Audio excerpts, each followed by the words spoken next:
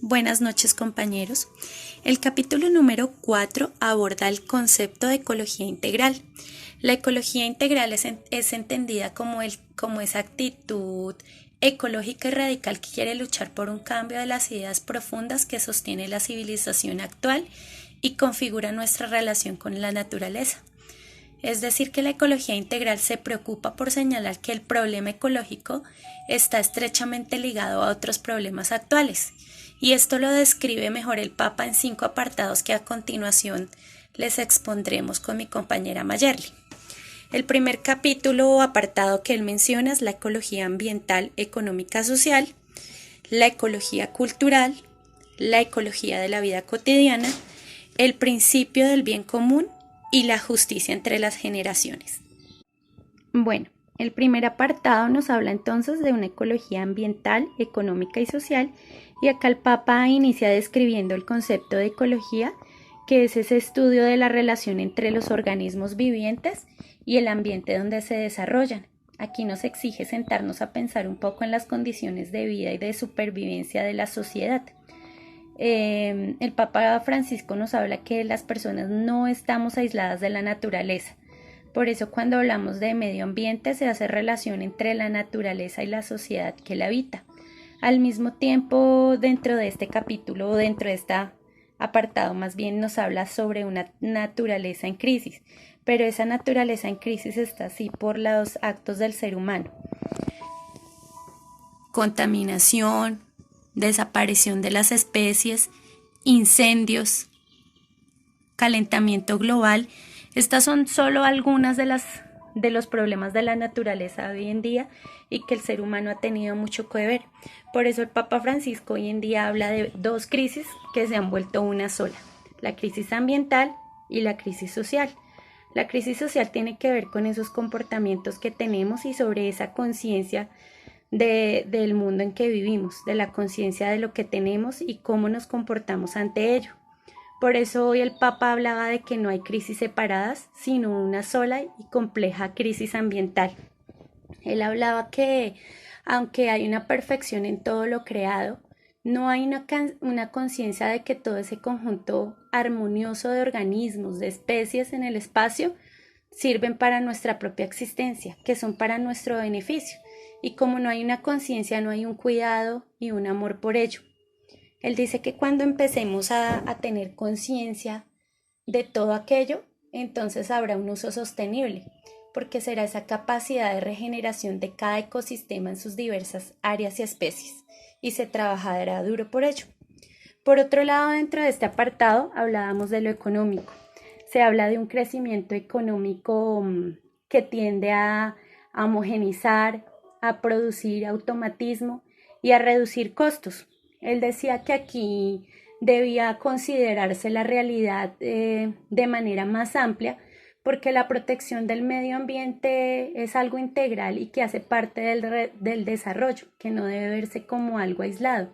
Por ello hoy en día es tan importante el humanismo, porque decía que los problemas ambientales no deben desligarse de los actos humanos, de lo laboral, de lo familiar, de todas las dimensiones y de lo institucional, porque él decía que muchas instituciones regulaban las relaciones humanas y de alguna manera incentivaban o fomentaban diversos comportamientos de la sociedad. Por ejemplo, él mencionaba los gobiernos.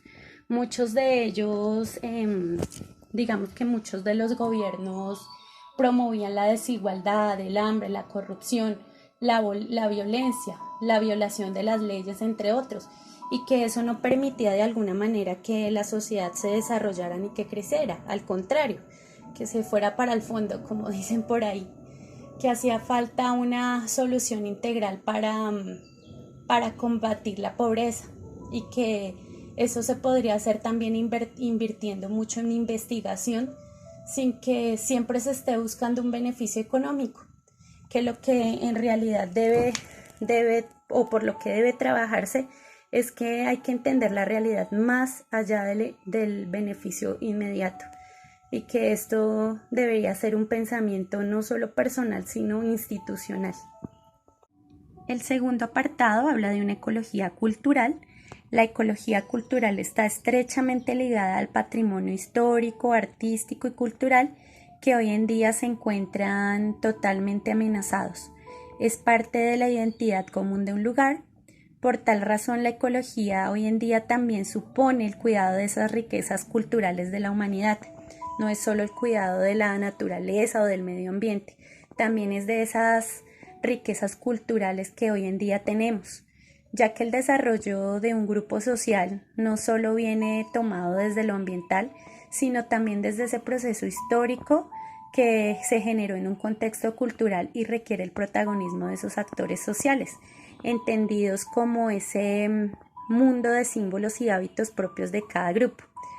El Papa Francisco nos decía que la desaparición de una cultura puede ser tan grave como la desaparición de una especie animal o vegetal, ya que una imposición de un estilo de vida dañino podría afectar todos los ecosistemas.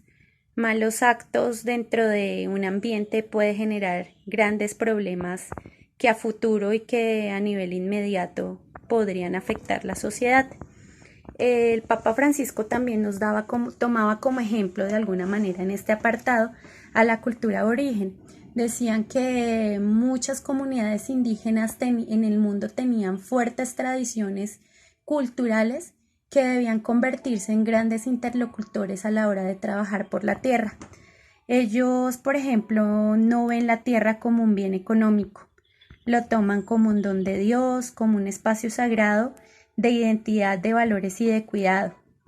Esta es una cultura que de alguna manera es un ejemplo para la sociedad porque no solo tienen conciencia de lo que tienen, de lo que el Dios, sus dioses o la vida les dio, sino que también día a día trabajan por cuidarla y protegerla. El tercer apartado es la ecología de la vida cotidiana. Dentro de este apartado se habla de un auténtico desarrollo, pero que debe hablar de la mejora de la calidad de la vida humana, de los escenarios que nos rodean, de nuestro modo de ver la vida, de sentir y de actuar. Decía que día a día nos esforzamos por adaptarnos a un medio que en ocasiones es caótico, con contaminación visual y auditiva que nos llena de estrés en el día a día. Hace una descripción este apartado sobre la extrema pobreza en la que viven muchas personas, en el hacinamiento, en la sensación de desarraigo, y que todo eso de alguna u otra manera favorecía conductas de violencia y antisociales que simplemente conllevan a la falta de conciencia de cuidado por el bien común. Entonces el Papa en este apartado invita o dice que sigue insistiendo en que la forma de mejorar este aspecto es a través del amor, porque dice que el amor puede más y que hay que tejer lazos de pertenencia y convivencia para querer el mundo en el que estamos y para que nuestros comportamientos del día a día nos conlleven a vivir mejor, no solo con las personas que están alrededor, con nosotros mismos, con esas personas, sino con el ambiente y luchar por el cuidado de ese ambiente que está en ese espacio inmediato. No sé si mi amiga Mayerly quiere ampliar un poco más este apartado. Al igual ella nos hará una descripción del principio del bien común y de la justicia entre las generaciones, que son dos apartados que a continuación el Papa también nos describe. Muchas gracias, compañeros.